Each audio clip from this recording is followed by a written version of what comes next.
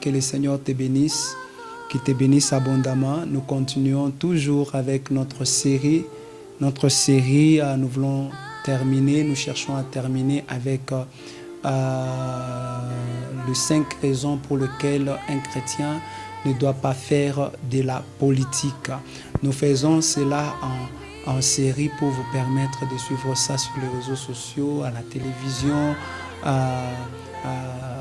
partout dans ton téléphone, sur Internet, tu peux télécharger. C'est pourquoi nous sommes en train de faire des séries de 10 minutes.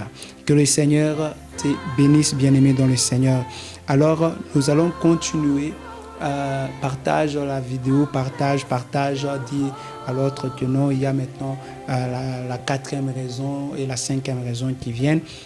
Alors, la 4e raison pour laquelle un chrétien ne doit pas faire de la politique, c'est parce que ça, c'est très, très capital, bien-aimé. Ça, c'est capital. C'est parce qu'il est imitateur de Christ et des apôtres. C'est parce que le chrétien est imitateur de Christ et des apôtres.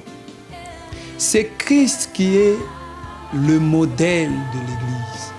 Christ est le modèle de tout chrétien. Christ est le modèle de tout celui qui s'appelle son disciple. Bien-aimé, ça ne va pas marcher comme tu le veux. Oui, c'est vrai, il y a plusieurs dieux. Mais si toi, tu veux réellement être avec le Créateur, qui est Jésus-Christ, bien-aimé, je te dis, tu dois suivre le pas de Christ. Tu dois suivre le pas de Christ. Bien-aimé, nous ne pouvons pas ramener le paradis sur la terre. Mais il y a les prophéties qui nous disent que tout sera détruit. Même si vous bâtissez, même si vous faites quoi, même si vous bâtissez, vous faites n'importe quoi, parce qu'il y a ceux-là qui disent non, nous devons être dans la politique pour telle raison, l'Église doit s'élever, l'Église, parce que si il ne s'élève, l'Église ne s'élève pas, le mal qui est en train de se passer, ça sera aussi la faute de l'Église. Est-ce que c'est ce que Christ nous dit? Christ nous a laissé une mission, c'est celle d'évangéliser, d'amener les âmes dans son royaume, ok, afin que lui puisse venir, afin d'enlever son église. Donc nous préparons l'épouse de Christ, alors enlever son église. Après l'enlèvement, bien aimé dans le Seigneur, il y a un temps qui viendra maintenant où il va revenir. Et là maintenant, vous connaissez ça, nous sommes dans l'eschatologie. Ça, vous connaissez dans les événements du temps de la fin. Ça, vous connaissez. Ou bien nous aurons encore des séries sur ça pour bien expliquer. Alors, un chrétien doit être un imitateur de Christ. Maintenant, voyons un peu. Qu'est-ce qui s'était passé avec Christ? Prenons Jean 6,15. Jean 6,15. Jean 6,15. Nous allons un peu interroger les Saintes Écritures pour que ça puisse nous montrer un peu ce que Christ a fait. Jean 6, 15. Jean 6, 15 dit ceci. Tous ceux qui siégeaient au Sanhédrin avaient le regard fixé sur Étienne. Non. Jean 6, 15, s'il vous plaît, un instant. Non, j'ai pris acte. Prenons Jean. Par erreur, j'ai pris acte, s'il vous plaît. Par erreur, j'ai pris acte. Jean 6, 15. Écoutons. Cependant, Jésus, ok? Cependant, Jésus, sachant qu'ils allaient venir l'enlever pour le faire roi. Ils allaient venir l'enlever pour le faire roi. Se retira de nouveau sur la montagne tout seul. Vous voyez dire, Jésus prend la fuite.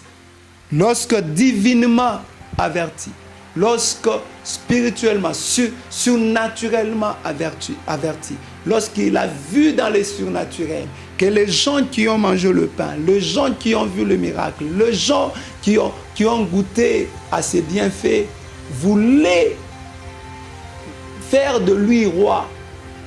Les gens planifiaient Parce que certainement avec le miracle que Christ faisait, il attirait la popularité. Bien-aimé pasteur, avec le miracle que tu fais, c'est possible, oui, d'attirer la popularité. Mais amenons ces gens-là à Christ. Ne faisons pas de ces gens, pour qu'ils soient le voix aux élections. Mais amenons ces gens à Christ. Ne perdons pas ces gens. Ne perdons pas ces âmes. Christ, c'est lui le modèle. Mais regardez ce que lui a fait. Il a fui. Il a dit non, non, non, non, non, non, non. Je ne veux pas être roi de ce monde. Parce que c'est un monde déjà détruit. Nous attendons la restauration de toutes choses. Nous attendons la consommation de toutes choses. Où Dieu viendra, il va tout consommer. Et lorsqu'il y aura la consommation de toutes choses, il va restaurer tout ça. C'est ce que nous attendons. Nous n'attendons pas rendre cette terre, par nos efforts, un paradis où nous allons demeurer éternellement. Vous voyez, chers frères, chers pasteurs, chers chrétiens, comprenons un peu ces choses. Alors, voyons, parce que nous avons dit que nous devons être les imitateurs de notre Seigneur Jésus-Christ. Voyons un peu quelques textes de la Bible. Voyons un peu quelques textes de la Bible qui vont essayer un peu de nous éclairer aussi les hommes de Dieu, les pasteurs, les bishops qui vont en politique, éclairer un peu ceux qui de fois pensent que il faut vraiment que l'Église soit dans la politique. Et des fois nous voyons l'Église, une Église que nous connaissons très bien, et ça organiser même des marches. Est-ce que c'est le travail de l'Église, bien-aimé?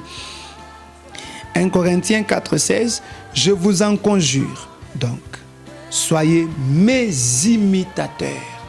Ça, c'est l'apôtre Paul qui parle aux Corinthiens.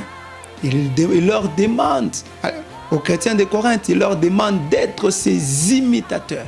Que ces chrétiens puissent commencer à imiter l'apôtre Paul. 1 Corinthiens 11, 1. L'Écriture déclare, soyez mes imitateurs, comme je le suis moi-même de Christ. Le chrétien est appelé à imiter Christ, à suivre le pas de Christ. Si Christ avait fui le domaine politique, le chrétien aussi, un vrai chrétien, doit fuir ces domaines-là. Éphésiens 5, 1. Devenez donc les imitateurs de Dieu, comme les enfants bien-aimés. Devenez donc les imitateurs de Dieu. Est-ce que Jésus-Christ, lorsqu'il était sur la terre, il a fait la politique? Devenez les imitateurs de Dieu comme des enfants bien-aimés. Philippiens 3, 17. Soyez tous mes imitateurs, frères, et portez les regards sur ceux qui marchent selon les modèles que vous avez en nous. Un vrai chrétien tire le modèle des apôtres. Il tire le modèle, il suit le modèle des apôtres, il suit le modèle de Jésus-Christ. Bien-aimé, que le Seigneur te bénisse. Et si tu as des problèmes, tu peux me contacter. Nous allons nous aider. C'est vrai, le richesse de ce monde, ce sont des choses qui se perdent. Ce sont les choses que nous pouvons gagner, mais à un certain moment, ça se perd. Cherchons, bien-aimés, à amasser des trésors dans le royaume de Dieu, là où la teigne, la rouille, le voleur ne peuvent détruire. Que le Seigneur te bénisse. Continue à suivre la série de ces messages. Et la série qui va suivre, c'est la dernière série. Que l'Éternel te bénisse.